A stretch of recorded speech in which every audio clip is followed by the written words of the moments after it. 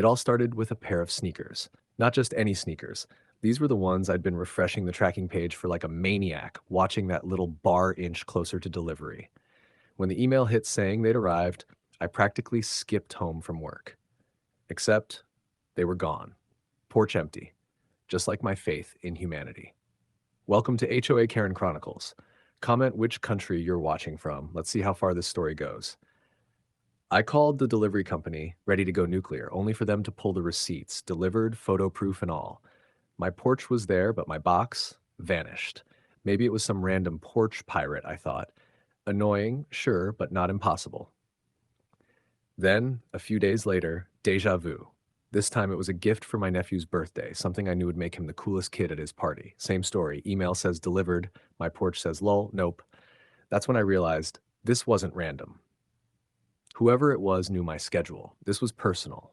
So I marched over to Julia's house. After all, she was HOA president. Finding answers was literally supposed to be her job. She acted like I was inconveniencing her, like my missing packages were somehow my fault. Still, she mumbled something about looking into it. Just as I was about to leave, her teenage son walked in. Guess what he had on his feet? My exact sneakers. The same rare pair I'd ordered, down to the stitching. My eyes widened, but I didn't say a word. Instead, I swallowed the fire building in my chest. The last thing I needed was her twisting the situation against me. Inside, though, my head was a storm. My sneakers were supposed to be on my feet, not paraded around by the son of the woman I trusted to run the neighborhood fairly. It felt like a slap, but I stayed calm, thinking, planning, piecing together how deep this rabbit hole really went. Something told me this wasn't just about sneakers. It was about power, arrogance, and someone who thought they could take whatever they wanted, and that someone had just made the wrong enemy. After spotting my sneakers on Julia's son, I knew I had to play chess, not checkers. Anger was useless without proof, and something told me Julia was smart enough to cover her tracks if I confronted her directly.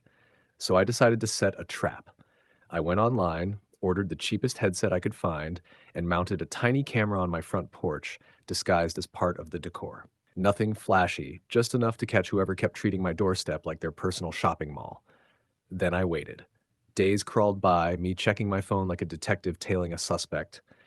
Every car that passed, every footstep near my yard made my pulse quicken. Then one afternoon, the notification pinged. Motion detected on porch camera. My heart raced as I opened the feed. And there it was. Not the sun. Not some random kid from down the street. No. Standing right there, with all the grace of a raccoon raiding trash cans, was Julia herself, the almighty HOA president, the woman who lectured us about community standards, creeping up my steps and snatching the box like she was auditioning for a porch pirate championship. I almost dropped my phone. My first reaction? Shock. My second? A laugh so loud my neighbor's dog barked back. This was the same woman who once fined another resident for leaving a garden gnome out of aesthetic compliance. Now here she was, looting packages in broad daylight. The footage was damning, but my blood was boiling too hard to just stop there. Evidence alone wasn't enough for me. I wanted poetic justice, something unforgettable, something that would stain her perfect image beyond repair. So I went back online, but this time it wasn't for sneakers or gifts. It was for parts, gears, springs, canisters, glitter, even a little something extra for flavor. I studied DIY prank videos like a college student cramming for finals. Piece by piece, the plan formed in my garage until I had exactly what I needed, a glitter bomb disguised as an innocent package. This wasn't just revenge. This was art in progress. I spent the next day fine-tuning the masterpiece in my garage like some kind of mad scientist. Inside the fake delivery box, I fitted spring-loaded canisters packed with industrial glitter. Fine, clinging, impossible to remove glitter that would haunt carpets and couches for years. But I didn't stop there. I added green goo made from a mix so pungent it could make a skunk tap out.